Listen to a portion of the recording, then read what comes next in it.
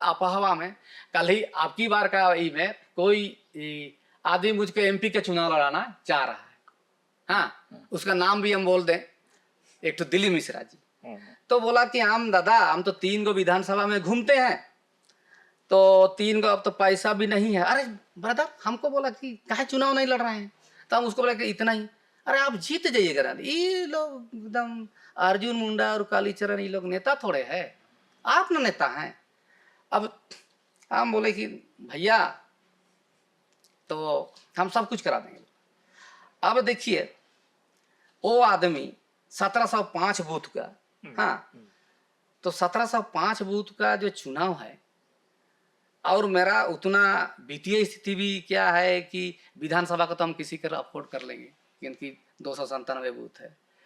अब वही आदमी बोलता है कि पता नहीं मसीह चरण तो कोई बोल जाएगा तो बिक जाएगा कि बैठ जाएगा, उसका हम बात नहीं माने। एमपी का चुनाव हम नहीं लड़े तो हम हो गए हम बिकाऊ। और कैसे? तो वो बोला कि आप एमपी के चुनाव लड़िए, हम सर्टिफिकेट बनवा दे रहे हैं, हम चुनाव नहीं लड़े। हाँ, तो सवाल ये है कि जो आदमी, उसका क्या स्वार्थ था हम तो नहीं जानेंगे, लेकिन मैंने उसका बात नहीं माना।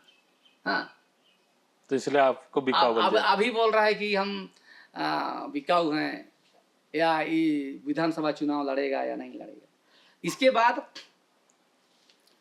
बाद एक गांव में जहाँ भूतपूर्व तहसीलदारों का, जिसका एम फार्म ठीक नहीं था सरजुमा में, मैंने यानी 30 एकड़ से ऊपर का जमीन वापस मिला। उसी गांव में एक ठो क्या स्वासी करके, वो बोलता है कि तो मासी को तो हम लोग ना खड़ा किए हैं, चुनाव का 2019 की बात है, और इसको 3 करोड़ रुपया हम लोग दिलवाए हैं, और आदिवासी लोग मान गए।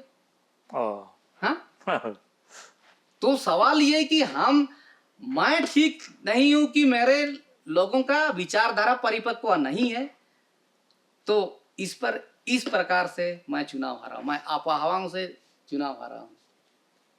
लेकिन जिसने भी मेरे साथ किया, जनता के बीच में रहूंगा, क्योंकि मैं जनता को इतना सशक्त कर दूंगा कि जहां बैठेगा, जिस गांव में बैठे, उतना उसको कानून और संविधान का ज्ञान दे दूंगा कि जहां बैठेगा, जो ग्राम सभा में बैठेगा वही उन लोग का विधानसभा होगा, जहां बैठेगा जिस जमीन पर, जिस पत्थर पर, वही उसका कुर्सी और सिंहासन होगा।